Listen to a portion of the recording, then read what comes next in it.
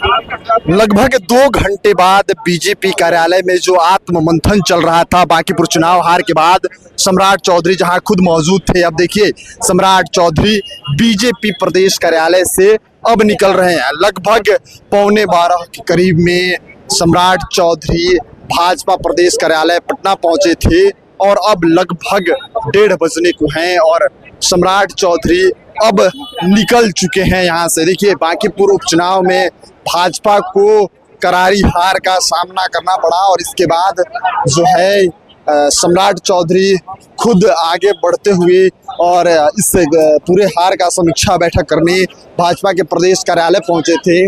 और उसके बाद तरह तरह के सवाल उठ रहे थे कि आखिर कहाँ चूक हुई। 40-40 स्टार प्रचारक, तमाम नेता मंत्री विधायक जो इस चुनाव में खुद आगे से लीड कर रहे थे, वहाँ भाजपा हार गई। और सबसे बड़ी बात कि ये जो सीट थी ये नितिन नवीन भाजपा के जो राष्ट्रीय अध्यक्ष हैं उनकी सीट थी। लगभग 30 वर्षों से इस परिवार के लिए ये सीट था और आज ये सीट प्रशांत किशोर जीत गए हैं। और आज देखिए तमाम लोग जो हैं और समीक्षा बैठक में पहुंचे थे। और देखिए यहाँ पे समीक्षा बैठक में भाजपा के प्रदेश अध्यक्ष संजय सरावगी भी पहुंचे थे, रामकृपाल यादव भी पहुंचे।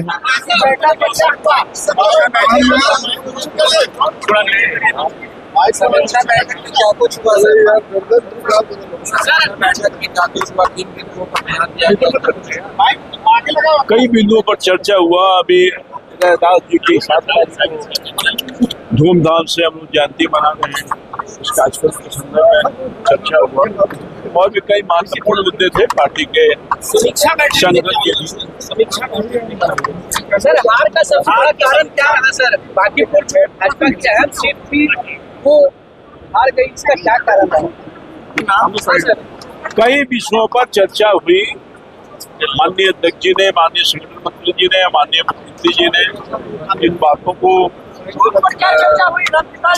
और ये जो चुनाव है उसके परिणाम आए हैं उस पर भी लोगों ने अपना विचार किया है। क्या लग रहा है? क्या लग रहा है?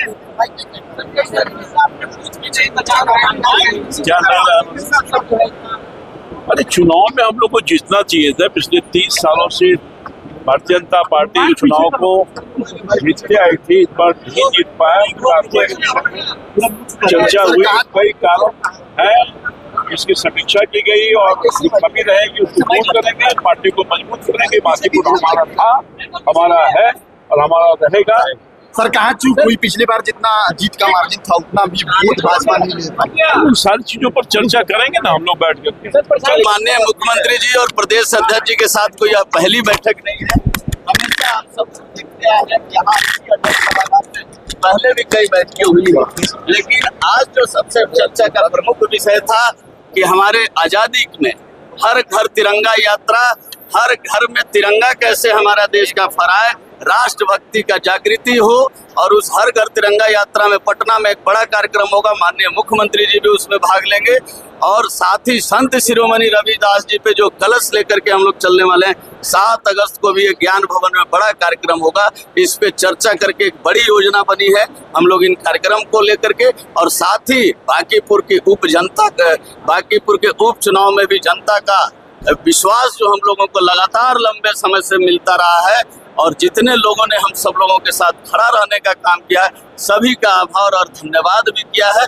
साथ ही आज यह भी हम लोगों ने देखा कि जिस तरीके से कांग्रेस ने दिल्ली में आपको अपना वोट शिफ्ट कराया, जिस तरीके से बंगाल में लोगों ने कांग्रेस ने कम्युनिस्ट पार्टी को और तृणमूल कांग्रेस को अपना वोट शिफ्ट कराया, ये दोनों जगह से सफाया हो गया। आज आरजेडी भी वो इतिहास दोहराने के लिए अपनी कड़ी जोड़ा है। उसके एक एक कार्यकर्ता वोट शिफ्ट कराने में लगे थे। इसके लिए हम सब लोग जो हमारे अपने मतदाता हैं और बांकीपुर की जनता को जो इतने लंबे समय तक विश्वास किया है, उनका आभार जताते हुए यह भी उनको विश्वास दिलाती है कि आगे की भी पूरी सरकार और भाजपा का एक एक कार्यकर्ता बांकीपुर के साथ खड़ा उसी मुस्तैदी से रहेगा। आपको तो पता है जिस प्रकार से फर्स्ट डे से ही और लोगों ने आरजेडी और कांग्रेस के लोग उनके साथ खड़े हो गए उनके साथ खड़े होकर के प्रचार तक करने लगे और वोटिंग के दिन भी करने लग गए। तो ये इस प्रकार से वो आंदोलन बढ़ता चला गया। कोई चूक नहीं हुई है, हम लोग समीक्षा करने वाले नहीं है, हम लोग आगे से ताकत से बढ़ने वाले हैं। और भारतीय जनता पार्टी ऐसी पार्टी है जब 2 सांसद के बाद आज लगातार 22 राज्यों में सरकार है। हम लोग इस हार से विचलित नहीं होने वाले हैं।